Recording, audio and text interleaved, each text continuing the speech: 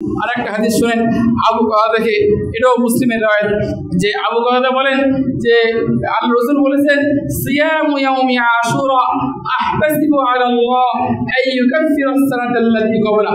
আল্লাহ রাসূল বলেন যে আশুরার দিনের রোজা আমি আশা রাখি এই রোজা রাখার মাধ্যমে 1 বছরের পূর্বের পাপ মাফ হয়ে যাবে। কথা বলছেন? তাহলে দেখেন যে আশুরার দিনে যে ব্যক্তি রোজা রাখবে মুহররমের 10 তারিখে, তাহলে তার 1 বছরের পূর্বের সমস্ত পাপ মাফ হয়ে যাবে। এরপরে আসেন যে আল্লাহ রাসূল সাল্লাল্লাহু আলাইহি ওয়াসাল্লাম তো মদিনায় গিয়ে দেখতে পেলেন ইহুদিদেরকে যে রোজা রাখতে। আরেকটা হাদিসে আসছে ইবনে আব্বাস থেকে বর্ণিত, আল্লাহ রাসূল বলেন সুমু ইয়াউমা আশুরা, তোমরা আশুরার দিনে রোজা রাখো, ওয়াখালিফু ফীহিল ইয়াহুদ, তবে এই রোজা রেখে ইহুদিদের মুখালফত করো, বিরোধিতা করো। কি হবে? সুমু ক্বাবলাহু ইয়াওমান আও বা'দাহু ইয়াওমান, কইছে তোমরা 10 তারিখে রোজা রাখবা, 10 তারিখের পূর্বে একদিন রোজা রাখবা অথবা পরে আর একদিন রোজা রাখবে। যেহেতু ইহুদিরা শুধুমাত্র 10 তারিখে রাখে, তোমরা রোজা রাখবা ঠিক আছে, তবে ইহুদিদের সাথে একটু বিরোধিতা করে 10 তারিখের আগের দিন অথবা 10 তারিখের পরের দিন তোমরা রোজা রাখবা, যাতে করে তোমাদের কর্মের সাথে ইহুদিদের কর্মের কোনো সাদৃশ্য না হয়ে যায়। আরেকটা হাদিস শুনেন, এটাও সম্ভবত মুসলিমের রাওয়ায়াত, যে আল্লাহ রাসূল মদিনায় গিয়ে যখন রোজা রাখলেন এবং রোজা রাখতে আদেশ দিলেন, তখন আল্লাহ রাসূল বললেন লাইন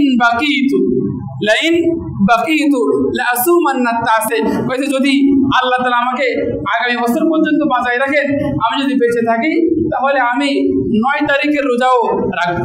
অর্থাৎ 10 তারিখে তো রাখবো, সাথে 9 তারিখের রোজাও আমি রাখবো। এই জন্য উলামায়ে কেরাম বলেন যে যেহেতু আশার রোজা একটা ফজিলতপূর্ণ, এজন্য আমরা ইনশাআল্লাহ সকলেই রাখার চেষ্টা করব।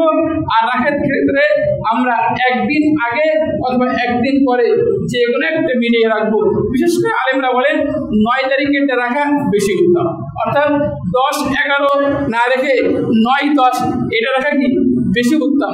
কারণ কি আল্লাহ রাসূল হাদিসের মধ্যে 9 শব্দটা বলেছেন যে আসুমান্না তাসে, মুসলিমের হয় যে আমি হয়তো আগামী বছর বেঁচে থাকলে 10 তারিখের রোজা ইনশাআল্লাহ রাখবো। এজন্য আলেমরা বলেন যে যদি কোনো ব্যক্তি শুধুমাত্র একটা রাখে, 10 তারিখের রাখে, তাহলে সেটা জায়েজ আছে, কোনো সমস্যা নেই। বাকি মুস্তাহাব বা উত্তম হচ্ছে একটা মিলিয়ে রাখা। কথা বুঝে আসছে? এজন্য প্রিয় ভাইরা, যদি আমরা ইনশাআল্লাহ সকলেই 10 তারিখেরটা রাখার চেষ্টা করব ইনশাআল্লাহ, আর সাথে যদি পারি আমি 9 তারিখেরটা রাখবো, এটা হচ্ছে মুস্তাহাব উত্তম। তবে যদি আপনি না রাখেন তাহলে কোনো পাপ নেই। কথা ক্লিয়ার? আচ্ছা, এই হচ্ছে আপনার মুহররম মাসের রোজা।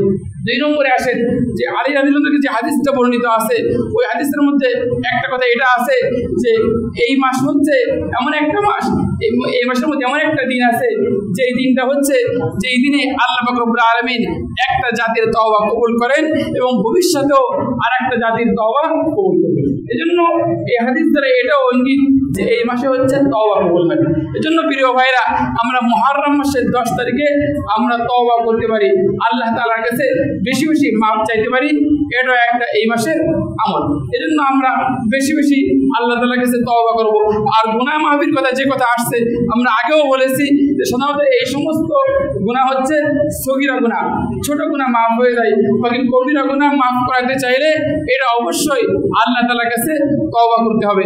অর্থাৎ আপনার পূর্বের গুনাহ যে করেছি এবারে লজ্জিত হতে হবে এবং বর্তমানেও এই পাপ থেকে মুক্ত থাকতে হবে এবং আল্লাহ তাআলার সাথে অঙ্গীকার করতে হবে, হে আল্লাহ আমি এই পাপটা আগামীতেও করব না ইনশাআল্লাহ।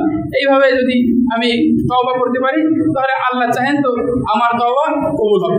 এটা হচ্ছে এই মাসের বিশেষ একটা আমল।